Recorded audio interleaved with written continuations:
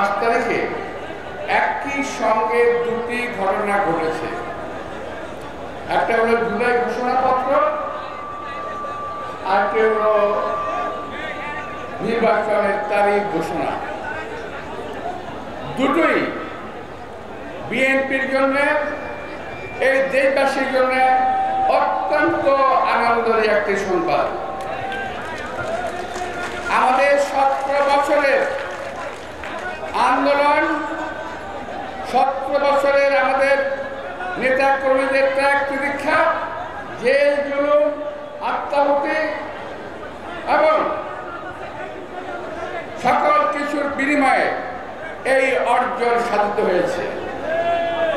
একটি ধন্যবাদ যদি না দেওয়া হয় এখান থেকে, এখন আমরা নিজেদেরকে নিজে খাটো করবো। সেটা হলো আমাদের নেতা তারেক রহমান সাহেব শুধু লন্ডন থেকে যেভাবে পুরো দলটিকে পরিচালনা করেছেন এবং যার ফলশ্রুতিতেই আজকে আমাদের এই বিজয় অর্জন হয়েছে। এই জন্য তাকে আমি আজকে সবার পক্ষ থেকে, দেশবাসীর পক্ষ থেকে, নিজের পক্ষ থেকে আন্তরিক ধন্যবাদ এবং কৃতজ্ঞতা জানাচ্ছি। কালকে ঘোষণার পর আমরা অনেক কিছু ভুলে গেছি, নিজেদের দুঃখের কথা, বেদনার কথা, জেলের কথা, জুলুমের কথা ভুলে গেছি। কিন্তু আমরা যেই সমস্ত ভাইয়েরা গত 17 বছর আন্দোলন করেছেন, গুম হয়েছেন, নিখোঁজ হয়েছেন, শাহাদাত বরণ করেছেন, জেল খেটেছেন, সেই সমস্ত ভাইদের কথা আমাদের ভোলা চলবে না।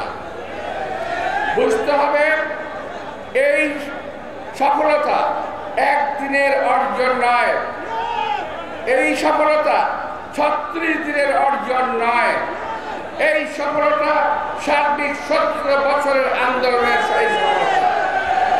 প্রিয় ভাইরা, আজকে ডক্টর খন্দকার মোশাররফ স্যার বলে গেছেন ষড়যন্ত্র হচ্ছে। হ্যাঁ, ষড়যন্ত্র হচ্ছে। কেউ 11-র পর ধরে শুনতে পাচ্ছেন, কেউ আবার গতকালের বক্তব্যকে অপোজ করেছেন। ভাই, আমরা যদি বলি একটি কথা, আমি 2 মিনিট সময় নেব। আর সেটা হলো এই, কালকে ঘোষণাপত্র ঘোষণা হয়েছে,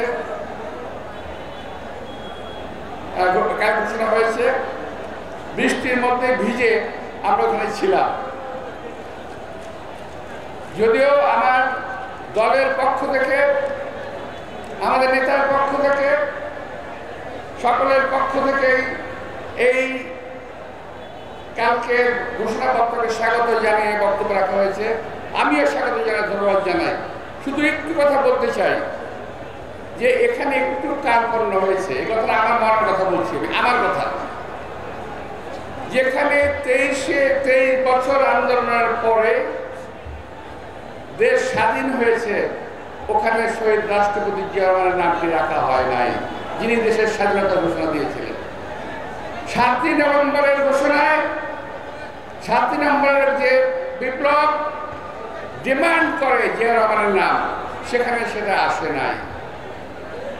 তারপর বাকশালের পেট থেকে যে গণতন্ত্রকে বের করে নিয়েছিলেন, সেখানে শহীদ রাষ্ট্রপতি জিয়া রহমানের নাম আসে নাই।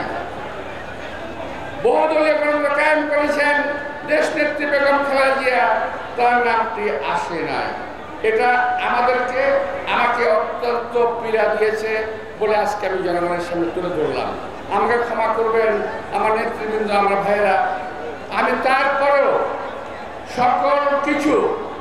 সকল দুঃখ স্বীকার করে নিয়ে, সকল ভুল ভ্রান্তি স্বীকার করে নিয়ে গতকালের ঘোষণাকে আমি স্বাগত জানাচ্ছি। আবারও বৃহত্তর গণতন্ত্রের স্বার্থে, জাতিকে ঐক্যবদ্ধ রাখার স্বার্থে, আগামী দিনে এই দেশে একটি সুষ্ঠু ভোটের স্বার্থে আমরা সকল কিছু মেনে নিয়েছি। আমি আপনাদের সবাইকে আন্তরিক শুভেচ্ছা, ধন্যবাদ জানিয়ে আগামী দিনে নির্বাচনের প্রস্তুতি নেওয়ার আহ্বান জানিয়ে আপনাদের সবাইকে সহায়তা জানিয়েছি। খোদা হাফেজ। বাংলাদেশ।